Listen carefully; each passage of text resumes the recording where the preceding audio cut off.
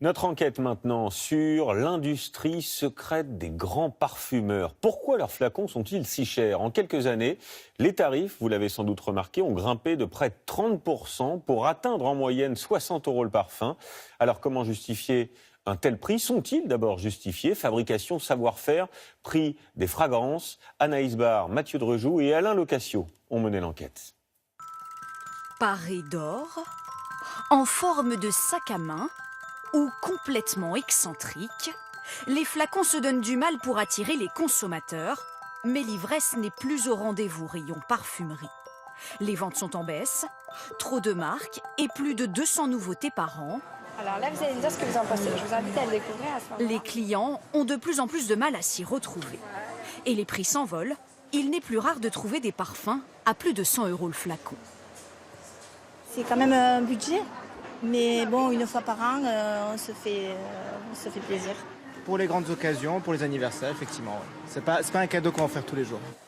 Pourquoi les prix sont-ils si élevés? Comment les marques justifient-elles ces tarifs?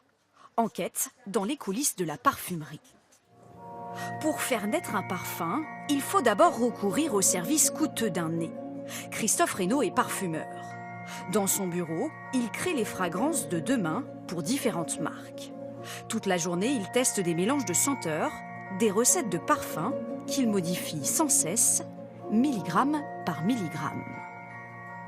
C'est comme une musique, en jouant la partition, on s'aperçoit qu'il y a quelques fausses notes, nous c'est la même chose. Et après, on veut typer de plus en plus la facette boisée, donc on va l'augmenter, on veut atténuer la facette florale, donc on va baisser un peu la quantité des matières premières, et ainsi de suite pendant des centaines d'essais. Mais dans cette industrie, le parfumeur n'a pas le dernier mot. Christophe Reynaud doit répondre à la commande d'une marque. Dana Witkowskaja, commerciale, l'aide donc à créer un produit qui correspond à cette demande. Il y a un petit commentaire qui est ressorti au porté sur peau avec un effet un peu classique. Est-ce que tu penses que les modifications que tu as faites pourraient répondre à ça? Tout un travail qui sera peut-être inutile, car cette équipe est en concurrence avec d'autres entreprises qui tentent aussi de répondre à la même commande. Tous nos projets sont travaillés en concurrence avec d'autres maisons de parfums, donc on se doit être les meilleurs dès le début jusqu'à la fin. J'imagine que ça a un prix pour les marques, cette prestation. Non. Non, c'est-à-dire? C'est-à-dire que on est payé uniquement quand notre parfum a été choisi. Il faut en moyenne 1 an et demi pour développer un parfum, mais certains projets peuvent durer plusieurs années. Car la plupart des essais réalisés chaque jour finissent à la poubelle. Ça, ce sont tous les essais qu'on ne garde pas. Et donc, on les met de côté et ils iront au cimetière des essais non réussis. Si aucun chiffre ne nous est donné, ces mois de recherche pèsent sur le prix final du parfum. Dans le prix d'un parfum, il y a bien sûr aussi le coût des matières premières. Dans cette usine d'une grande marque française, les flacons se remplissent 24 heures sur 24. À l'intérieur, un mélange d'alcool et de concentrés à base de fleurs, d'arbres ou de produits de synthèse, dont certains sont hors de prix. Donc ici, on a, du bois de santal qui coule. Ça coûte pas cher, ça coûte très cher. Je peux vous faire sentir des roses bulgares, par exemple, qui sont à 10-12 000 € le kilo.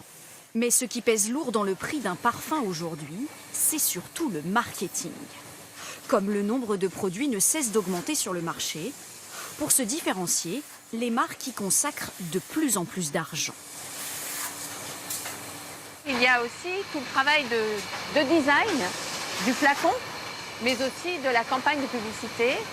Cela peut représenter plusieurs dizaines de millions d'euros investis à travers le monde. Impossible de savoir combien ces publicités coûtent réellement aux consommateurs. En tout cas, certaines marques font le choix de se passer de campagnes de communication d'envergure et parviennent à vendre des autres parfums aux alentours de 30 €. Nous avons plus du bouche à oreille, nous avons plus de la communication institutionnelle à travers les visites de nos musées, de nos usines, qui permettent de faire parler de nous, plus que des programmes de publicité traditionnels, des égéries qu'à la sortie le consommateur paye. Pour comprendre l'envolée des prix, il aurait aussi fallu connaître les marges de ces marques. Mais sur ce point, elle partage tout le goût du secret. Impossible de savoir si ses marges ont aussi augmenté ces dernières années.